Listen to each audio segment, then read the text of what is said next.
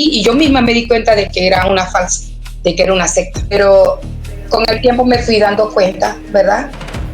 Que no podía ser, que esa no era la verdad, porque no podían ellos ocultar algo tan grave y que ese señor no pagara lo que había hecho.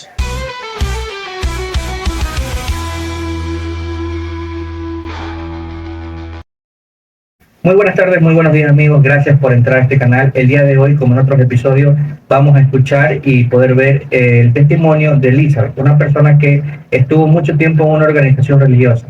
Vamos a descubrir cuándo los conoció y especialmente por qué salió. Recuerden que este capítulo no es un capítulo hablado, sino que va a estar junto a otros capítulos que tienen que ver con la misma organización religiosa. Bueno, buenas tardes a todos. Voy a contarles las vivencias que tuve allí en esa secta. Desde muy joven, pues, empecé a estudiar con ellos la Biblia. Siempre estaban pendientes de que no faltara las reuniones como siempre, hostigando, y bueno, fui acostumbrándome a ir a las reuniones. Nunca obligué a mis hijos. Esto nunca lo hice, solo yo, y bueno, ya mi hija mayor viéndome estudiar la Biblia, pues optó por también estudiarla ella. Las dos, ella se bautizó primero, después a los años, pues al tiempo de haberse ya bautizado, me bauticé yo, que fue en el 2007. Después que nos bautizamos, pues ella empezó a ir a las reuniones, después yo también empecé a ir a las reuniones.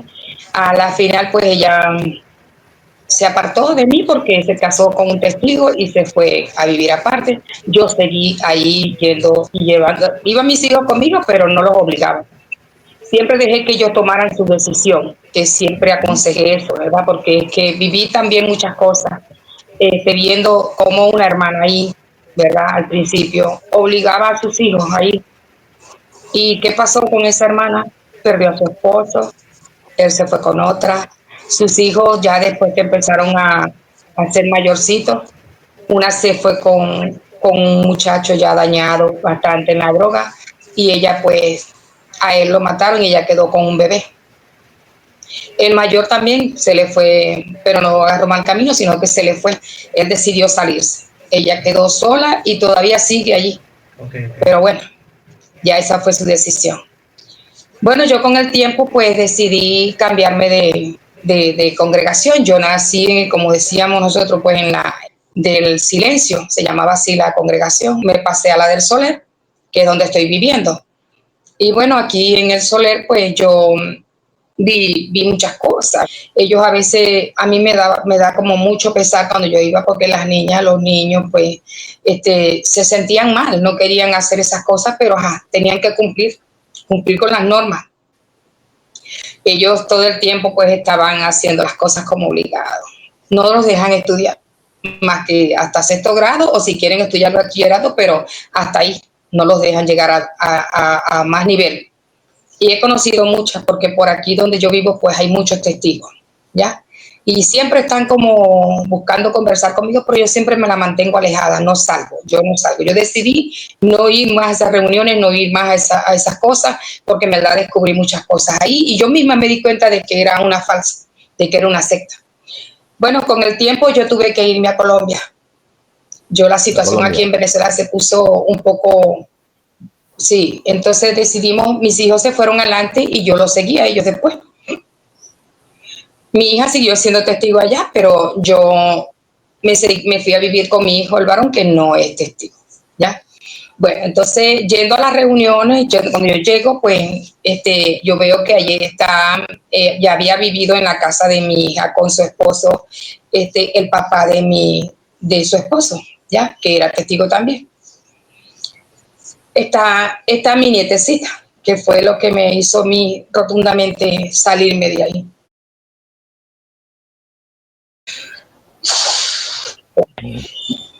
Entonces yo llego a la casa a ver a mi hija y ellos estaban en el cuarto, el esposo de ella y ella. Y yo le digo a mi nieta en el cuarto de ella jugando, le digo yo porque me habían dicho que ese señor vivía con ellos, ¿ya? Y yo le dije, mami, se me dio por cosa, ¿no? Así se me metió en la cabeza y le dije, mami, ven acá. si ese señor llega a volver a vivir aquí, ese hermano viejito, pues no vayas a dejar que te toque. No sé, me dio por preguntarle así, de hacerle esa pregunta. Entonces ella me dijo, ay abuela, ya me tocó. Eso fue para mí como si me hubiesen echado sí, algo así. Me, me dio, me dio como mucha ira y rabia a la vez, pero me calmé, entonces seguí preguntando, ¿verdad? Y le dije, mami, ¿pero qué te hacía? Ella me empezó a contar todas las cosas, y fue algo tan horrible. Fue en shock, yo quedé en shock, y yo cuando ya mi hija sale del cuarto, yo le digo, ven acá, hija, la niña te tiene que decir algo. Que yo le pregunté y ella me contestó, la niña le contestó, ella le dijo, ¿qué te hicieron? ¿Qué pasó? Entonces ella le contó todo a su mamá. Yo me quedé esperando a ver qué reacción iban a tomar ellos. Yo le dije, esto hay que llevarlo a los ancianos. ¿Cómo? Pensaba yo pues que ellos iban a actuar de otra manera, ¿verdad? Bueno, fuimos a la reunión y pusimos el caso, fuimos allá, hablaron ellos con los ancianos y pusieron el caso sobre este señor que estaba yendo a las reuniones ahí también, porque quedó viviendo ahora con una hija de él allá. Pasó que hicieron caso omiso, no dijeron nada. Yo viendo que no decían nada, sino que las familias de venían y me insultaban porque era cosa de que yo había sacado eso. Bueno, volví a ir a la reunión, había día de reunión y volví a ir y nada, ninguno de ellos se dirigió a mí ni a nosotros. Entonces yo le digo a mi hija, ay, ¿qué pasó aquí? Y me dice, yo no sé, mami. Y digo, yo no sé, no, hay que seguir insistiendo porque si ellos no van a hacer nada, entonces lo hacemos nosotros. Ellos me dijeron que me quedara tranquila, que ellos iban a solucionar. Al final no hicieron nada. Ellos le echaron tierra al asunto y nunca más se volvió a mencionar eso. Es decir, que todo quedó así. Todo quedó tapado, no hicieron nada, no comentaron nada, no me llegaron nunca. Yo dejé de ir a las reuniones en ese salón, no fui más, hasta que me regresé aquí a Venezuela.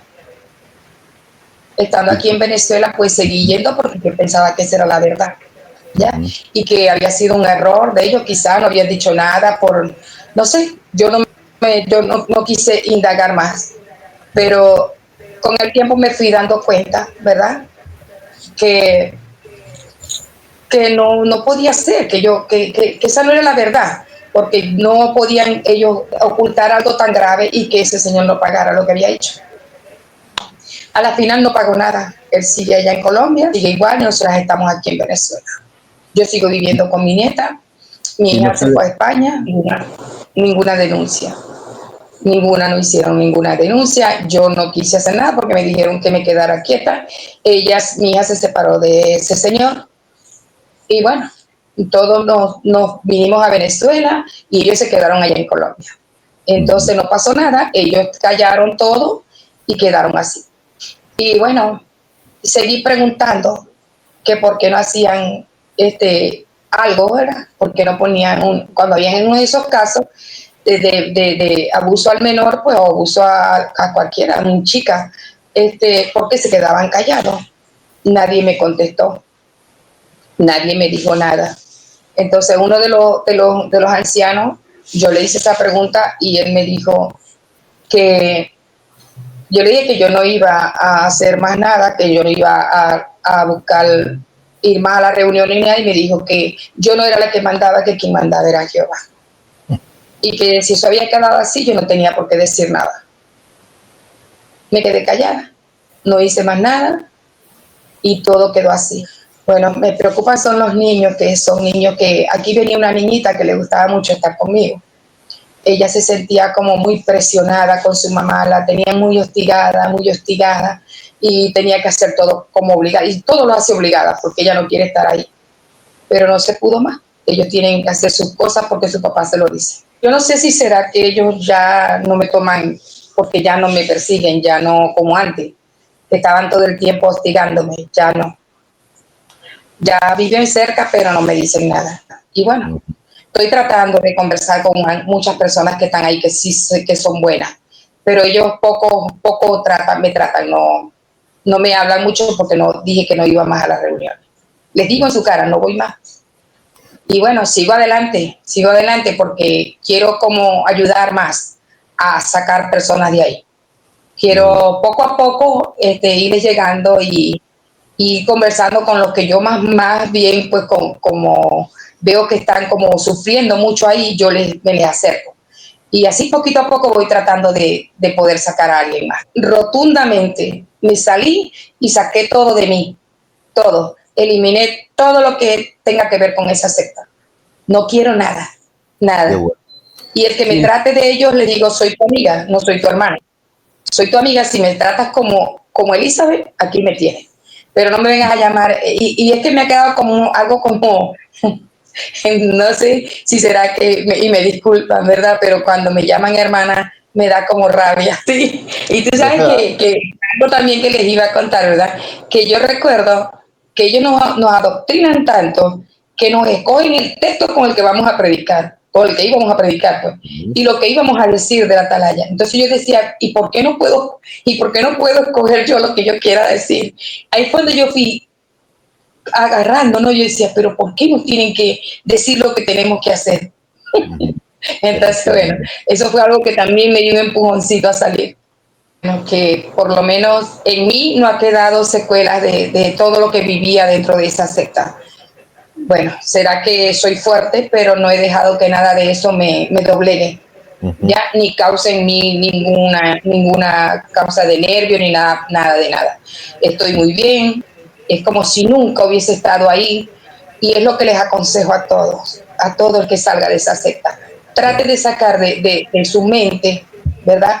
De su mente, porque es la mente, todo lo que tenga que ver con esa secta, porque es una mentira. Entonces busquemos dónde estar como ustedes aquí en este grupo, que en verdad les agradezco mucho, porque estoy bien aquí. Digo lo que siento, digo lo que quiero. Yo sé que cuesta mucho. Hay unos que tienen más tiempo y están como más adoctrinados en esa secta. Traten por todos los medios de salir completamente de ahí. Listo, amigos. El día de hoy hemos podido escuchar un breve testimonio de Elizabeth.